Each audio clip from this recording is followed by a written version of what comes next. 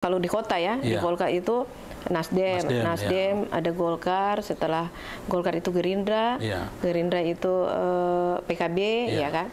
Nah ini semua berpotensi, semua punya peluang. Kami dan saya dan teman-teman tentunya tidak diam, dan apa yang menjadi keluhan itu sudah kami tindak lanjuti dan kami sampaikan ke pemerintah. Kita mencari solusi bersama, bahwa saya melihat itu ada sosok Rizal Marsaoli, tapi beliau sendiri sampai saat ini saya belum lihat ada semacam sinyal dari beliau sama dengan birokrat-birokrat yang lain untuk menyatakan maju. Tapi kalau saya melihat beliau punya kemampuan karena di balik keberhasilan seorang wali kota Bapak Tauhid itu, di belakang itu ada saudara Rizal Marsaoli dan tidak pernah akan lelah untuk menyampaikan apa yang menjadi keinginan aspirasi masyarakat terkait dengan masalah-masalah yang saat ini kita hadapi bersama, yaitu masalah sampah dan masalah air bersih.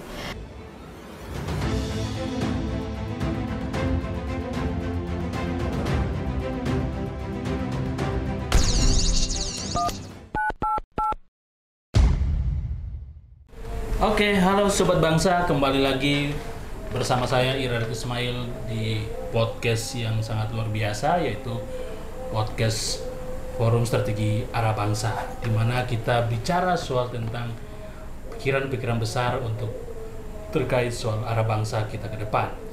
Nah, Sobat Bangsa, hari ini kita kedatangan tamu yang luar biasa, tamu di luar Jakarta, jauh ya. Tapi tamu ini sangat spesial karena beliau saat ini adalah salah satu tokoh perempuan yang juga memimpin salah satu partai, seorang petinggi partai di daerah, yaitu Ketua Partai Demokrat Kota Ternate, dan juga saat ini masih sebagai Wakil Ketua DPRD Kota Ternate, yaitu Ibu, atau kita manggilnya Pak Yundah atau kakak lah, Ibu Heni Sultan Muda, lengkapnya Dr. Anda Heni Sultan Muda SHM SOS. Selamat datang Kak Hen di podcast Fostrap. Luar biasa, pasti jauh-jauh dari Ternate ini.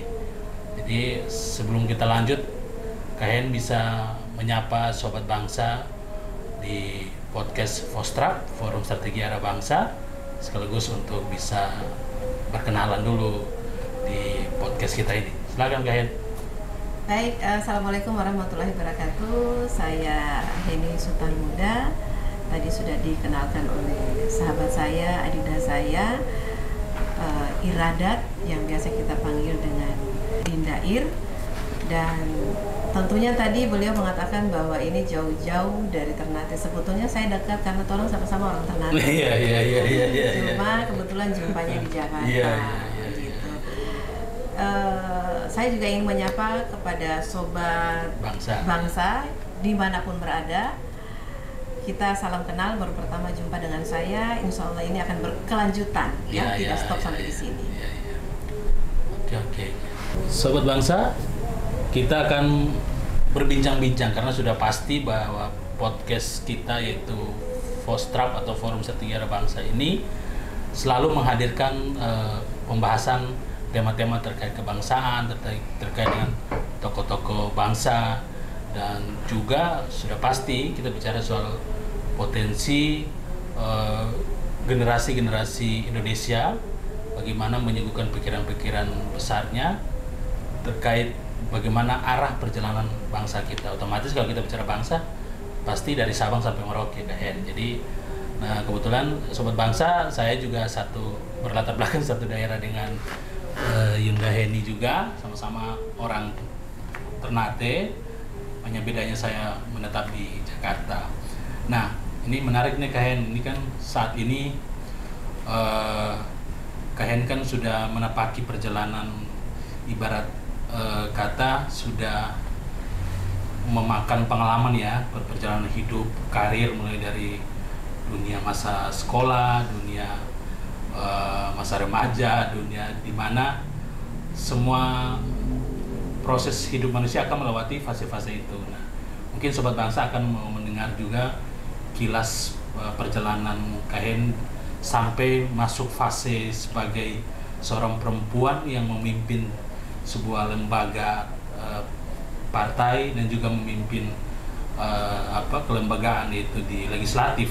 Ini kan pasti proses yang tidak mudah ya. Seperti orang bayangkan bahwa kayak di sinetron pas bangun langsung jadi gitu. Pasti Sobat Bangsa ingin mendengar kira-kira perjalanan yang Kak Heni tapaki dari awal sampai sekarang tuh gimana gitu. Baik, terima kasih Dindair. Memang setiap perjalanan itu ada prosesnya ya, dan apa yang kita capai saat ini tidak seperti orang membalikan telapak tangan ya. Banyak lika-likunya, banyak perjuangan yang harus kita lalui. Yang jelas tadi sudah disampaikan bahwa saya memang berasal dari timur, satu pulau yang disebut Pulau Halmahera. Nah, letaknya tepatnya di kota Ternate, itu saya dilahirkan, dan saya menempuh pendidikan dari mulai jenjang SD sampai saya SMA. Kebetulan saya di Ternate. Setelah itu saya keluar dari Ternate, tapi dari semenjak saya berada di pangku pendidikan SMP maupun SMA, saya sudah sering mengikuti kegiatan-kegiatan di sekolah maupun di luar sekolah. Salah satunya ya kita mungkin pernah bertemu ya, betul. Kegiatan di luar yang kita sama-sama dibangun, dibentuk dalam kita punya idealisme yang sama ya, dalam suatu ikatan yang namanya PII ya, dan itu kita didoktrin, akhirnya kita sampai pada saat ini saya berada di sini. Begitu juga dengan Dinda saya, Dindair, bahwa memang masa dibentuk, kita didoktrin sehingga kita sampai pada titik ini. Banyak perjuangan yang kita lalui. Setelah itu saya keluar dari Ternate, saya menyelesaikan studi di luar di Ambon. Setelah di Ambon, ya di Ambon pun sambil menyelesaikan studi, kebetulan saya dipercayakan juga untuk kerja di salah satu bank di sana ya, di perbankan swasta. Dan setelah itu saya resign dari bank tersebut, saya kembali ke daerah saya, dan sampai di Ternate saya melanjutkan pendidikan di sana juga. Pasti kayak beda, ya, jurusan yang beda, dan di sana saya bekerja juga karena memang latar belakang saya di bank kemarin ya. Saya lanjut ke Ternate, saya masih di perbankan di BRI, tapi di samping itu juga saya masih tetap aktif ya dalam, karena memang jiwa saya sudah terbentuk, jiwa organisasi, dan saya sangat sama ya di PII maupun di ormas-ormas yang lain, dan itu passion saya ke situ gitu. Jadi sambil saya bekerja, saya juga aktif juga di organisasi ya, di lembaga bantuan hukum juga. Di LBH. Ya, dan akhirnya sampai pada satu titik yang mana saya merasa bahwa passion saya ya di dunia usaha, dan senang beraktivitas di luar ya, menjadi aktivis, berbaur dengan teman-teman aktivis yang lainnya. Akhirnya saya mengambil satu keputusan bahwa saya harus resign dari perbankan dan saya fokus di dunia usaha. Ya. Nah, sambil saya berusaha, saya masuklah ke partai politik. Iya. Nah itu kira-kira pasti kan orang punya alasan kayak, pasti ada motivasi kuatnya apa? Kalau tiba-tiba kan sudah enak jadi pengusaha, artinya kalau di dunia usaha kan kita bicara soal keuntungan, ini kan sudah aspek materi kita sudah aman nih, kan pasti orang gue udah aman lah gitu, istilah orang Jakarta kan gue udah aman gitu. Ngapain lagi pusing-pusing ke sana kan gitu. Nah itu apa alasan yang paling mendasar kalian harus masuk ke partai politik? Memang saat itu saya melihat bahwa dunia usaha itu tidak terlepas dari dunia politik. Banyak pengusaha yang terlibat juga di dunia politik, begitu juga para politisi juga banyak yang menjadi pengusaha. Ketika orang mau menjadi politisi, sebaiknya dia itu sudah settle dalam hal ekonomi. Sudah selesai lah untuk dia settle, dia beranggapan bahwa saya bisa mandiri secara ekonomi gitu. Karena kalau kita masuk ke dunia politik, kita tidak siap secara ekonomi, mencari keuntungan dalam dunia itu. Tapi ketika kita siap, kita ingin sesuatu gitu. Kita ingin bahwa saat itu saya menginginkan bahwa mungkin idealis sekali waktu itu kan, dari aktivis, terus tiba-tiba lihat dunia masuk di dunia politik itu saya berpikir kenapa nih politik nih harusnya kita bisa merubah. Saya menginginkan ada suatu perubahan yang lebih baik gitu kan. Idealis waktu itu gitu. Semangatnya karena di situ kalau kita masuk ke dunia politik kita bisa merubah. Betul. Merubah yang namanya sistem pemerintahan waktu itu, cara berpikir saya. Kita bisa merubah sistem, jangan jauh-jauh ya, masalah sosial budaya di sana gitu ya. Kita harus masuk ke dunia itu supaya kita bisa mengambil kebijakan, bisa mengambil suatu keputusan. Oke, ya, baik. Jadi berangkatnya dari semangat setelah berwirausaha, terus semangat idealisnya masih ada, kepedulian terhadap kepedulian terhadap suatu masyarakat ataupun kepedulian terhadap sektor sosial ini atau ekonomi ini tidak hanya menjadi seorang pengusaha. Artinya kita harus menjadi seorang terjun di partai politik, menjadi seorang politisi untuk mengatur aspek regulasi dan sebagainya. Nah, Kak Hen ketika sudah berada dalam, kita bicara sekarang Kak Hen sudah menjadi seorang politisi perempuan, dan untuk kelas Maluku Utara, Sobat Bangsa, politisi perempuan untuk menapaki posisi top leadernya itu misalkan ketua partai ataupun di kelembagaan memang sudah beberapa ya, sudah ada gitu, misalkan Kak Hen, misalkan ada beberapa juga yang lain, ada yang jadi bupati juga ya. Artinya bahwa tidak ada banyak peluang lah untuk generasi perempuan untuk mengisi posisi-posisi di etalasi publik ya. Nah, sekarang Kak Hen sudah berada di dalam lingkaran politisi lah, artinya udah menjadi bagian dari politisi. Kira-kira sudah yang Kak Hen lakukan misalnya dalam proses semangat idealisme tadi yang awal dari seorang pengusaha yang kemudian bermotivasi ini menjadi modal saya untuk ke politik, dan sekarang sudah berada dalam sebagai seorang legislator. Nah, apa yang Kak Hen sudah lakukan ataupun Kak Hen menganggap ini kendaraan yang baik untuk saya lakukan? Ya. Jadi kalau ditanya apa yang sudah saya lakukan ya, tips-tips yang dihadapi ketika seorang aktivis dan pengusaha menjadi legislatif saat ini kan. Kalau memang kita bicara apa yang sudah saya lakukan, saya tidak bisa menilai, mengukur sudah sejauh mana apa yang saya lakukan, karena masyarakat yang lebih hak menilai. Betul. Tapi paling tidak apa yang menjadi keinginan masyarakat yang dipercayakan ke saya, ya selama saya mampu itu akan saya lakukan, saya perjuangkan di dunia politik dan menjadi anggota DPR. Di situ saya tidak sendiri. Berbagai macam kebijakan ini kalau kita ambil pun perlu keputusan yang kolektif kolegial. Keputusan yang saya ambil, teman-teman ambil itu ya, atau hal-hal yang baik itu tidak saya sendiri juga. Itu juga ada juga dukungan dari teman-teman yang lain.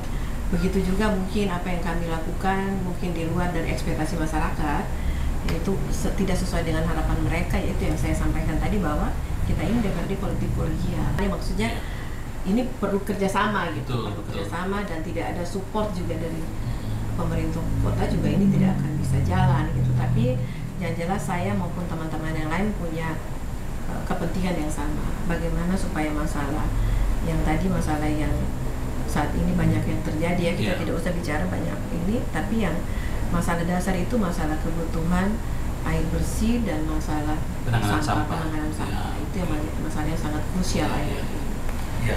Jadi kayak Kota Ternate kan termasuk dia menjadi brandnya wilayah Maluku Utara. Jadi di mana-mana ketika orang ke Jakarta nih, orang pasti nanya, Mas dari mana Mas? Dia jarang sekali orang akan langsung menyebut Maluku Utara. Pasti akan dia memulai dengan mengatakan saya orang Ternate, saya dari Ternate. Padahal kan tidak tahu apakah dia di Bacan atau di mana kan gitu. Nah, sebagai seorang legislator mungkin pasti kan kayak yang tadi sudah sampaikan bahwa problem mendasar di sana adalah salah satunya air bersih, penanganan sampah dan sebagainya. Nah, kira-kira yang Kak Hen sudah ibaratnya gambaran Kak Hen itu apa sih yang harus diambil sebenarnya untuk penanganan soal seperti ini dalam kacamata sebagai seorang politisi dan juga sebagai seorang pengusaha, karena Kak Hen juga kan masih aktivitas usaha ini juga kan masih relasi-relasi di teman-teman entrepreneur atau teman-teman swasta di sana juga masih jalan kan gitu. Nah, itu kira-kira gimana Kak Hen? Ya kalau bicara mengenai masalah penanganan sampah ya, yang utama karena memang di mana-mana saya suka lihat, bukan cuma di Ternate, teman-teman di Jakarta suka mengirim juga ke daerah ini sampah di Ternate ini bagaimana penumpukan di mana-mana. Nah ini memang harus ada kerjasama yang baik antara baik pemerintah kota, DPRD itu sendiri maupun dari masyarakat. Pertama, kesadaran masyarakat juga yang kurang karena masyarakat masih membuang sampah tidak pada tempatnya. Itu pertama. Dan yang kedua juga memang kami juga DPRD sering menyoroti dan kami juga sama-sama dengan pemerintah sering mencari solusi. Tapi lagi-lagi memang kendalanya juga pertama mungkin kita tahu bahwa keuangan kita sangat terbatas. Untuk mengatasi segala suatu permasalahan memang butuh anggaran. Misalkan kita butuh tempat pembuangan penampungan sampah yang representatif. Begitu juga bagaimana penyelesaian masalah sampah ini. Pertama dari mulai pengumpulan sampah ini, terus sampah ini diurai, itu juga butuh semacam ada peralatan. Nah di situ juga itu tentunya tidak terlepas dari biaya. Begitu juga sampah yang dari rumah maupun dari kelurahan tertentu harus diangkut ke ini kan juga butuh transportasi. Nah ini juga kendalanya transportasi yang berupa armada, truk dan lain-lain ini mengalami kendala. Ada yang memang masa pemakaiannya kan sudah lama nih, ada kendaraan yang sudah cukup lama, yang sudah tidak layak lagi untuk dioperasikan, ini masih tetap operasi. Nah untuk membeli kendaraan baru kan butuh anggaran. Begitu juga tempatnya onderdilnya yang suka terganggu, dan belum lagi masalah BBM. Nah ini juga terkendala di situ. Akhirnya sampah kadang-kadang tidak sempat diangkut. Kalaupun sudah diangkut, untuk mengurai sampah itu juga harus butuh suatu teknologi. Nah ini juga butuh anggaran untuk pengadaan alat pengurai maupun lain. Saya lihat di Banyuwangi itu sampah bernilai ekonomis. Nah ini juga yang sempat kemarin saya dan beberapa teman-teman saya dalam satu komunitas masalah sampah. Apa nama komunitasnya? Kami kemarin ada beberapa nama yang memang sudah kami diskusikan dengan teman-teman, tapi iya kemarin kita sudah launching nama, tapi masih ada perdebatan masalah nama. Saya bilang ya sudahlah, mau apapun namanya, yang penting kita concern bagaimana kita penanganan sampah. Itu tidak melibatkan teman-teman di parlemen, tapi teman-teman di eksternal. Di luar. Teman-teman kita satu komunitas ya, tergabung dalam satu asosiasi pengusaha Indonesia, Apindo. Nah saya dan teman-teman itu berkolaborasi. Ini di Apindo juga? Iya, kita berkolaborasi bagaimana ini masalah sampah ini, masalah yang air ini menjadi diperbincangkan dan menjadi ini yang menjadi dinamika di masyarakat. Kita ditanya DPR juga katanya dia, pemerintah kota tidak ada penyelesaian masalah sampah. Akhirnya saya berinisiatif, ya sudah, pokir saya tahun ini itu diarahkan pengadaan mesin pres maupun alat penjajah sampah.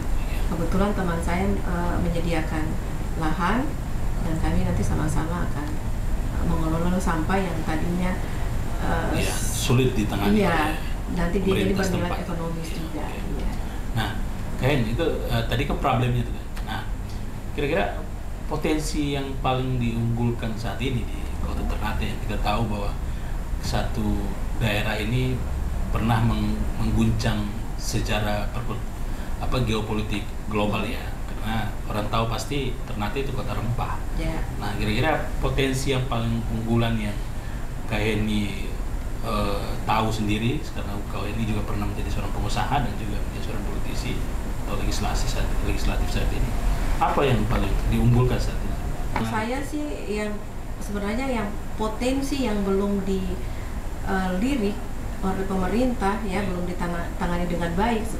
Potensi ini yang bisa mendongkrak PAD itu ya itu dari sektor pariwisata. Iya, karena kalaupun ini bisa dikelola dengan baik, infrastrukturnya diatur oleh pemerintah, ya kan, ada spot-spot pariwisata itu dibangun supaya masyarakat maupun orang luar lebih terpikat, menarik perhatian lah ya. Nah tentunya ini yang akan bisa mendatangkan PAD. Sementara kita kan punya potensi tapi belum dikelola dengan baik. Nah kalau kita bandingkan dengan daerah lain ya tidak usah jauh-jauh ya, ke Bali, di Manado, di Jogja itu ya. Nah itu pendapatan dari sektor pariwisata cukup meningkat. Karena apa? Karena memang objek pariwisata itu dikelola dengan baik dan memang oleh pemerintah itu oleh pemerintah setempat itu benar-benar fokus gitu. Nah, kalau soal ini kan Ternate kan termasuk daerah yang dimana orang doyan makan. Orang Ternate kan kita tahu ada satu fenomena yang menarik. Sobat bangsa di Ternate itu biasanya makan dan baronggeng. Kalau Lebaran itu orang kan pasti akan bersilaturahmi ke sana kemari. Tetapi uniknya orang Ternate ketika Lebaran, dia semua keluar dan pergi cari tempat makan. Kalau di Jakarta orang Lebaran jarang orang buka tempat makan, Kak. Maksudnya resto pasti pada tutup, pada libur. Tapi pedagang di sana, terutama pedagang-pedagang pecel ayam, ketika Lebaran dia nggak akan libur, karena warga Ternate pasti keluar dan cari makan. Nah, otomatis ada potensi kuliner. Nah, kalian melihat untuk potensi kuliner kita di sana gimana? Untuk wisata, bisakah itu menjadi semacam ikon untuk bisa wisata kuliner dan sebagainya, atau gimana? Ya memang menarik tadi yang dikatakan, jangankan untuk di bulan Idul Fitri ya, hari raya, bulan puasa Ramadan juga begitu. Bukan berarti orang tuh tidak masak di rumah, tetap masak, tapi kebiasaan mereka ya kebiasaan yang makan di luar, kebiasaan ada juga yang shopping, belanja-belanja begitu, itu sudah menjadi suatu kebiasaan masyarakat Maluku Utara, khususnya Kota Ternate ya. Nah ini yang mungkin disoroti oleh yang disampaikan oleh Presiden bahwa Maluku Utara adalah provinsi yang paling bahagia. Betul. Provinsi yang paling bahagia, bukan Kota Ternate, provinsi yang paling bahagia. Ya dilihat dari itu, yang lifestyle gaya hidup konsumtif seperti itu, padahal di rumahnya masak. Betul. Tapi tetap keluar, tetap mau ingin mencari makan di luar. Itu bukan cuman ya memang kalau bilang hobi makan, tapi itu suatu kebiasaan yang memang dari dulu. Jadi kuliner dan pusat perbelanjaan itu tidak pernah sepi. Tapi dan yang satu lagi suka joget. Nah ini sebagai wakil rakyat kira-kira bisa di-create nggak untuk ini menjadi semacam sebuah potensi lokal kita nggak tuh? Sebenarnya kalau yang kuliner saya pikir bisa itu, karena hobi makan itu hobi makan. Orang Ternate itu selain hobi makan, dia juga punya cita rasa yang tinggi. Jadi kalau makannya enak, dia pasti balik dan tidak perlu promosi jauh-jauh. Cukup dia rasa enak, dia akan promosi dari mulut ke mulut. Nah ini kita yang kurang itu bagaimana kita memusatkan suatu kuliner itu yang belum ada. Kawasan berarti. Kawasan kuliner itu yang kalau di daerah lain, saya lihat di Gorontalo, yang nggak usah jauh-jauh di Jakarta, di Gorontalo itu ada semacam pusat kuliner itu yang dia berpusat di satu tempat. Nah ini tidak ada, kalaupun ada itu dia musiman. Nanti di bulan puasa Ramadan begini biasanya ada itu biasa di daerah tertentu atau di depan di atas trotoar gitu. Tapi kalau hari biasa itu jarang. Dulu pernah ada tapi sekarang itu sudah mulai sepi ya, karena memang kebiasaan kita itu, apalagi sesuatu yang baru itu pasti banyak yang datang ke situ. Tapi setelah berjalan sepi lagi. Nah ini bagaimana untuk mempertahankan yang seperti baru itu, yang baru buka, yang ramai terus, ini yang sulit untuk, ini yang menjadi sebenarnya yang ini menjadi challenge kita itu, bagaimana supaya itu tetap dipertahankan dan ramai terus seperti itu. Tapi ini tidak, jadi kalau baru itu berbondong-bondong ke situ, setelah itu sepi lagi. Nah nanti kalau ada yang baru buka lagi ke situ lagi gitu. Nah, tapi Kak Heni kan juga terlibat di asosiasi-asosiasi, misalkan di Apindo, terus juga dengan, saya sempat lihat ada komunitas-komunitas yang Kak Heni galang itu sudah sejauh mana yang diambil peran-peran untuk kegiatan itu, kan kegiatan-kegiatan yang di non parlemen ya, di luar.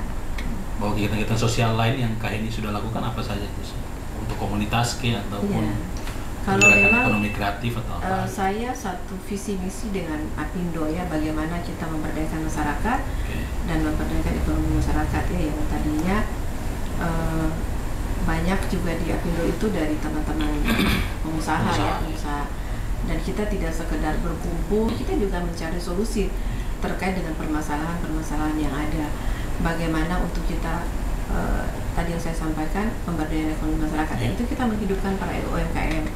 Ketua Apindo cukup dia kreatif merangsang pertumbuhan ekonomi lewat para UMKM.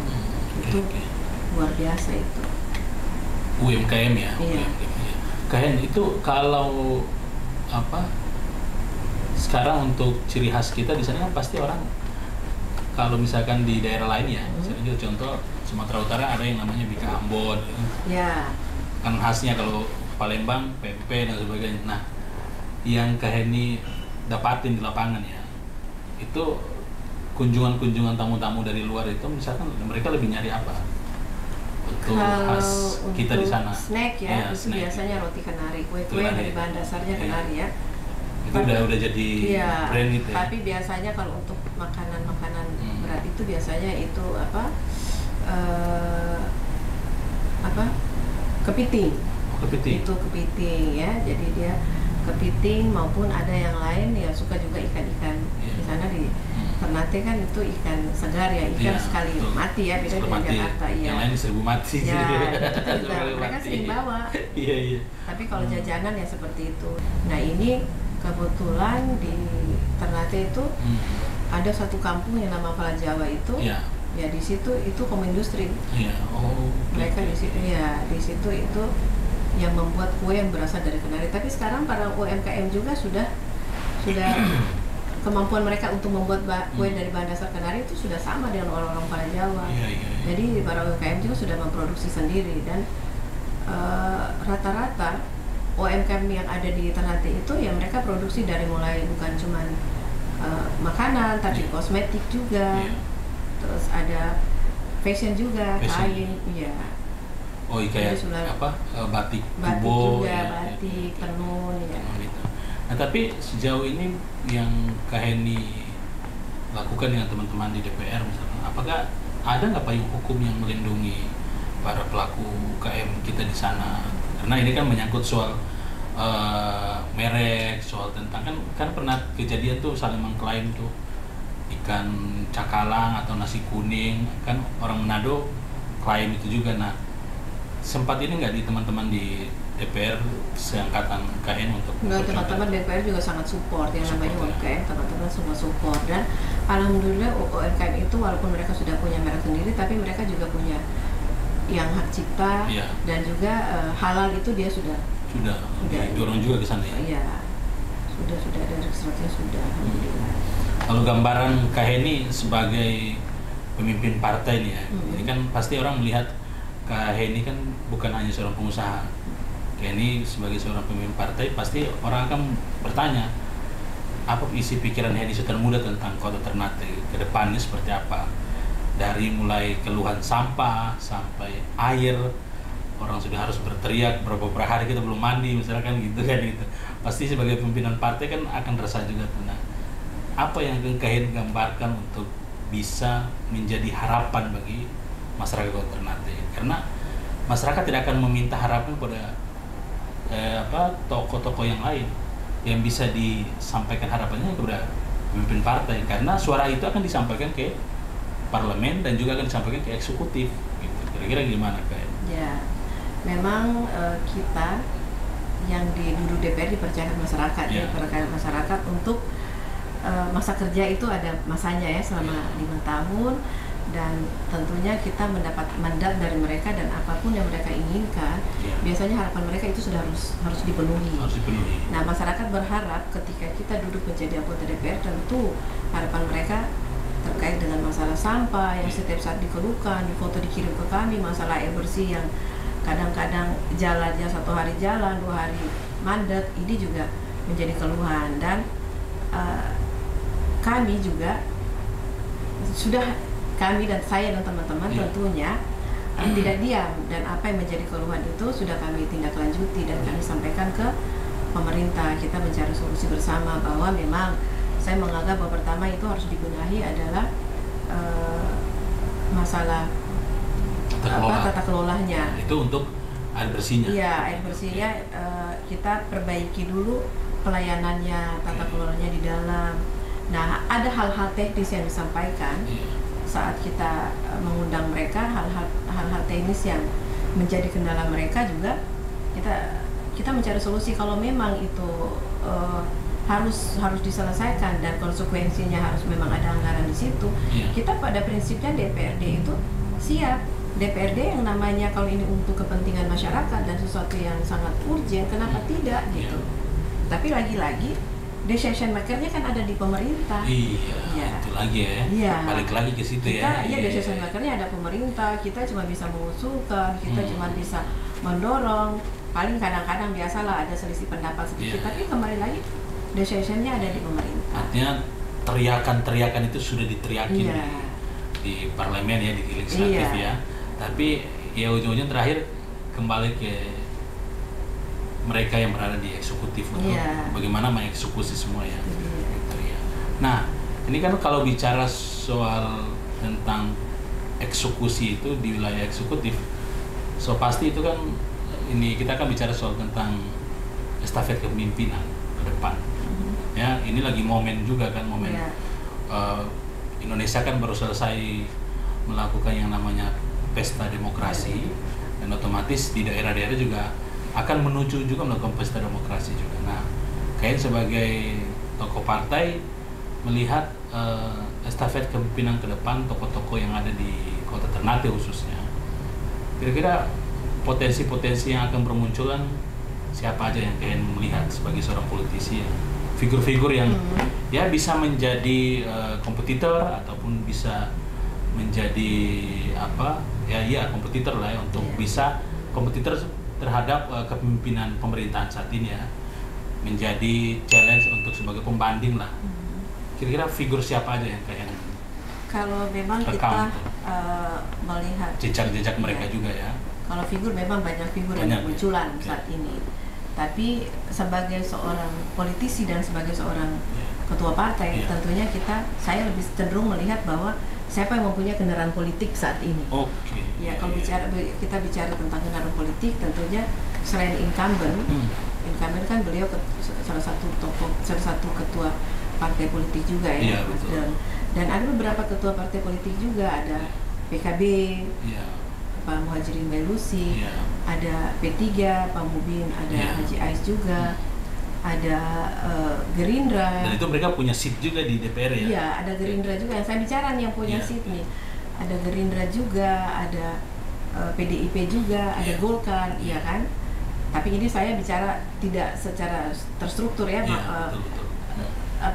stratanya misalkan kalau memang kita urut-urutan, kalau di kota ya, di Golkar itu Nasdem, ada Golkar, setelah Golkar itu Gerindra, Gerindra itu PKB, ya kan?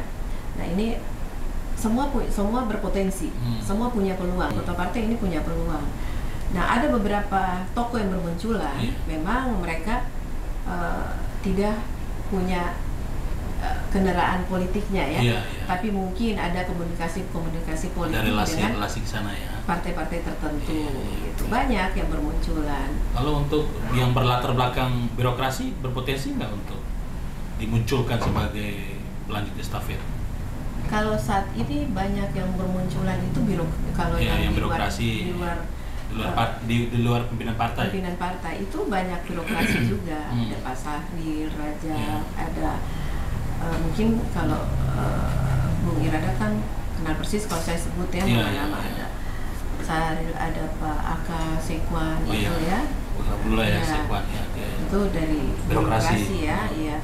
Ada Pak Santrani juga, mantan, itu kan juga latar belakangnya kan birokrasi sebelumnya.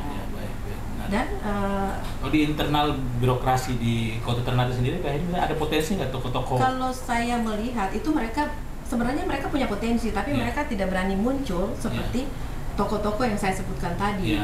Nah kalau saya melihat contoh di Kota Ternate sebenarnya kalau berpotensi itu, kalau saya melihat tuh Rizal Marsawali. Itu jabatannya apa dia? Sekot. Sekretaris Kota itu punya potensi. Orang nomor 2 lah ya, nomor 2 nomor 3 lah. Yang menjadi pengaruh besar beliau ini apa gitu. Sedangkan banyak tokoh-tokoh birokrasi yang lain juga kan yang punya pengaruh juga gitu. Kalau saya melihat beliau punya kemampuan karena di balik keberhasilan seorang wali kota Bapak Tauhid itu, di belakang itu ada saudara Rizal Marsawali. Banyak kebijakan yang diambil oleh Pak Tauhid itu dilahirkan dari pikiran-pikiran Pak Rizal Marsawali. Berarti ini ibaratnya ada kalau dilihat dari kacamata politik dari kapasitasnya dia mumpuni gitu. Cuman apakah beliau sama seperti politisi lainnya yang dari kalangan birokrat untuk berani maju. Sejauh ini saya belum lihat ke arah itu. Tapi kalau beliau maju juga manis gitu kan.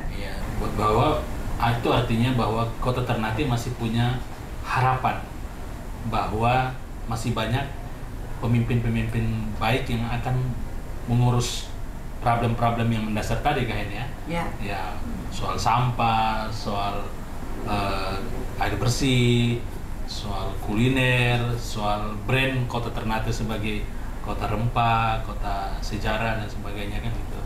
Nah, kayak terakhir untuk ke depan apa yang akan menjadi langkah-langkah yang harus diambil oleh seorang Henny Sutan Muda yang dari seorang mahasiswa biologi, mahasiswa hukum sampai ke mahasiswa politik, magister politik, dan terakhir sebagai wakil rakyat, langkah yang akan diambil untuk meneruskan sejarah di Kota Ternate ke depan, apa yang akan diambil oleh Henny Sutan Muda ke depan? Ya, saya merasa langkah saya belum paripurna kalau saya belum sampai pada suatu hope saya ingin bahwa saya berada pada level pengambil kebijakan, pengambil keputusan. Karena kalau selama ini saya berteriak, selama ini saya mendorong ini itu dan ya belum sesuai dengan keinginan saya wajar dong kalau saya punya angan-angan. Setiap manusia kan pasti punya harapan, punya impian.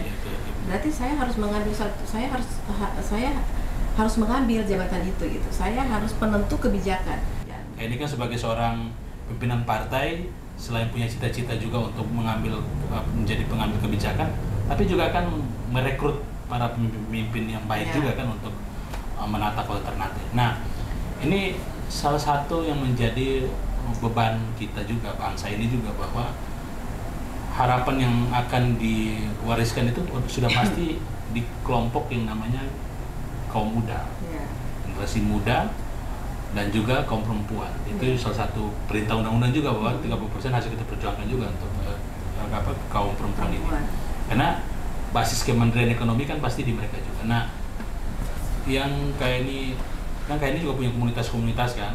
Nah, saat ini yang kayak ini lihat di lapangan kaum muda kita di Kota Ternate itu potensi ataupun tantangan yang mereka hadapi, dan kira-kira ada solusi yang diupayakan oleh Kak Henny terhadap generasi kita di sana seperti apa? Juga dengan kaum perempuan di sana. Kalau saya lihat komunitas anak muda ya, komunitas anak muda yang tadi disampaikan itu, kebetulan saya pembina di yayasan yang namanya Konokami itu, situ banyak anak muda. Dia bergerak di apa aja yayasannya? Di budaya. Budaya pariwisata itu juga banyak anak muda. Jadi bagi saya itu anak muda di Kota Ternate sudah kreatif ya. Bukan cuma di komunitas saya, di beberapa komunitas juga mereka sudah mulai berkembang. Cara berpikir mereka sudah mulai berubah. Cuman mereka yang jadi masalah, mereka tuh belum dikasih kesempatan. Jika kita kasih mereka kesempatan, mungkin mereka bisa juga lebih baik dari kita, karena perkembangan teknologi sekarang ini justru anak muda nih paling cepat. Nah, bagi saya sih mereka sudah cukup berkembang dan tinggal diarahkan. Tapi kalau kita lihat dari sisi politik, memang banyak anak muda yang masih alergi dengan politik ya. Ya, bagi mereka ketika saya bergaul, saya tanya kenapa masih alergi dengan politik. Politik itu banyak janjinya. Tapi sebagian anak muda pola berpikir, mindsetnya sudah berubah. Terbukti kemarin ada salah satu tokoh anak muda, ya, dia salah satu tokoh anak muda, dia calon DPR RI, namanya Akbar ya, anak Pak Edi Langkara itu, dia meraup suara yang cukup signifikan ya, 40.000 mungkin ya. Ini berarti bahwa saya melihat anak muda, justru yang banyak pemilih anak muda juga. Saya melihat bahwa ternyata anak muda sekarang sudah tidak alergi dengan politik. Cuma tinggal kita mengarahkan mereka. Yang tadinya mungkin mereka merasa bahwa politik ini banyak janji-janji, ternyata tidak begitu. Itu tinggal edukasi ke mereka aja. Tapi sejauh ini kalau masalah perempuan, kalau bagi saya perempuan, kalau kita bicara sekarang nih, perempuan sudah kesadaran politiknya sudah cukup tinggi dibandingkan dengan tahun-tahun sebelumnya. Apalagi sekarang nih perolehan kursi DPR provinsi maupun kota tuh naik, suara kursi perolehan kursi perwakilan dari perempuan itu kita naik daripada tahun-tahun kemarin ya. Jadi yang misalkan kita di Kota Ternate itu dia sekarang sudah berkisar mendekati 30% ya. Kalau kemarin kan kita masih sekitar 20% ya. Ini sudah lumayan. Itu juga dengan provinsi. Jadi untuk yang terakhir Kak Hen bisa menyampaikan ke Sobat Bangsa dan juga masyarakat Kota Ternate untuk harapan dan saran-saran untuk pemerintahan saat ini gimana gitu? Baik, harapan saya, mari torang sama-sama masyarakat Kota Ternate, torang sama-sama jaga soliditas, jaga kekompakan, apapun masalah yang saat ini torang hadapi bersama, yaitu terkait masalah sampah maupun masalah air bersih, bahwa ini menjadi masalah kita semua. Masalah ini bukan hanya berada di pemerintah ataupun di DPRD, tapi bagaimana juga ada kesadaran dari masyarakat itu sendiri. Bagaimana kita harus membuang sampah pada tempatnya dan tidak membuang-buang air. Ketika kita menghidupkan air, ya harus kita juga bisa mematikan air. Ini juga harus menjadi kesadaran kita bersama. Tapi saya dan teman-teman tidak akan pernah berhenti dan tidak pernah akan lelah untuk menyampaikan apa yang menjadi keinginan aspirasi masyarakat terkait dengan masalah-masalah yang saat ini kita hadapi bersama, yaitu masalah sampah dan masalah air bersih. Dan untuk Sobat Bangsa, ayo mari kita sama-sama pasiar jalan-jalan ke Kota Ternate maupun di Pulau Halmahera, karena di Kota Ternate itu banyak makanan enak dan pantainya sangat indah. Kita bisa berkunjung juga ke Pulau Halmahera, karena di sana di Pulau Halmahera itu juga ada laut yang sangat indah yang tidak kalah menarik dengan seperti dengan Pulau Bali. Jadi, kapan mau ke Ternate jangan lupa hubungi saya. Saya siap menjadi guide Anda. Iya. Makasih Kak, waktu luar biasa ini di bulan puasa, bulan yang penuh berkah. Mudah-mudahan di sesi ini menjadi keberkahan kita dan juga keberkahan masyarakat Kota Ternate, bahwa kita tidak akan bosan untuk terus membangun diskursus tentang masa depan Kota Ternate, karena negara ini juga dibangun atas akumulasi gagasan. Oke, Sobat Bangsa, luar biasa malam ini kita dengan narasumber yang sangat luar biasa, yaitu Ibu Heni Sutan Muda atau Dr. Anda Heni Sutan Muda.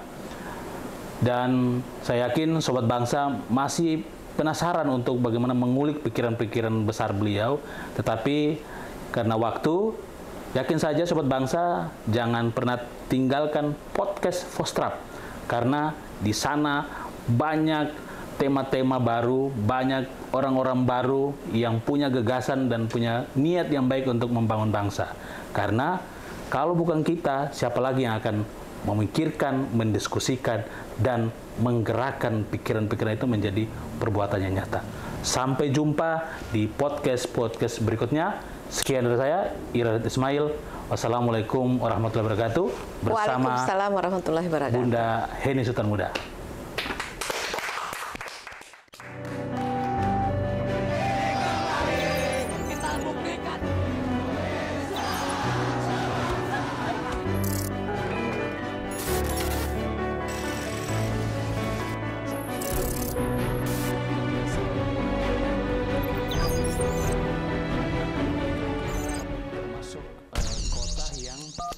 Punya benteng yang banyak, itu kan